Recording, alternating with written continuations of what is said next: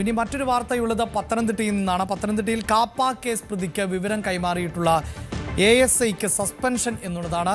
Thiruvalla police സ്റ്റേഷനിൽ ജോലി ചെയ്തിരുന്ന ASI ബിനുകുമാറിനെയാണ് സസ്പെൻഡ് ചെയ്തത്.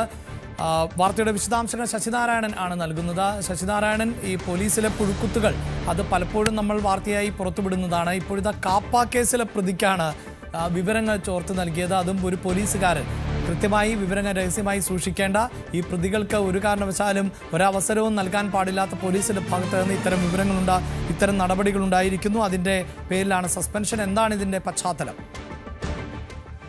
അഭിലാഷ, തിരുവല്ല പോലീസ് സ്റ്റേഷനിലെ ASI ബിനുകുമാറിനെയാണ് ഈ കാപ്പ കേസ് പ്രതികൾക്ക് വിവരങ്ങൾ ചോർത്തി നൽകുന്നത്. അതായത് ഈ കോടതിയിൽ കൊണ്ടുപോകുന്നതിന് മുമ്പ് റിമാൻഡ് റിപ്പോർട്ടിലെ വിവരങ്ങൾ ഈ പ്രതികളുടെ അഭിഭാഷകന് രഹസ്യമായി ചോർത്തി നൽകുന്നതിന് പണം വാങ്ങിക്കൊണ്ട് ചോർത്തി നൽകുന്ന രീതിയാണ് ഇയാൾ തുടർന്നു വന്നത്. ഇത് കണ്ടെത്തിയതിനെ തുടർന്നാണ് ഇപ്പോൾ ഇയാൾക്കെതിരെ നടപടിയെടുത്തിട്ടുള്ളത്. DIG അജിത ബീഗമാണ് നടപടിയെടുത്തിട്ടുള്ളത്. തിരുവല്ല പോലീസ് സ്റ്റേഷനിലെ ASI ആയിരുന്നു.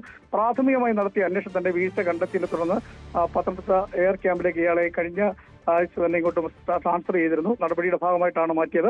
എന്തായാലും ഇത്തരത്തിൽ നിലവിൽ ചില പ്രതികളുമായൊക്കെ ഇദ്ദേഹത്തിന് ചില ബന്ധമുണ്ടായിരുന്നു. അതായത് അഭിഭാഷകർ കോടതിയിലേക്ക് കാപ്പ കേസ് പ്രതികളെ മറ്റു പ്രതികളെയൊക്കെ കൊണ്ടുപോകുമ്പോൾ പോലീസിലുള്ള രഹസ്യങ്ങൾ കൃത്യമായി പണം വാങ്ങിക്കൊണ്ട് പ്രതികൾക്ക് ജാമ്യം കിട്ടുന്നതിന് വേണ്ടിയുള്ള തരത്തിലുള്ള വിവരങ്ങൾ ചോർത്തി നൽകുന്ന രീതിയാണ് ASI പിന്തുടർന്നത്. അത് പലതരത്തിലുള്ള പരാതികൾ നേരത്തെ ഈ പോലീസിന്റെ ഇടയിൽ നിന്ന് ഉണ്ടായിരുന്നു.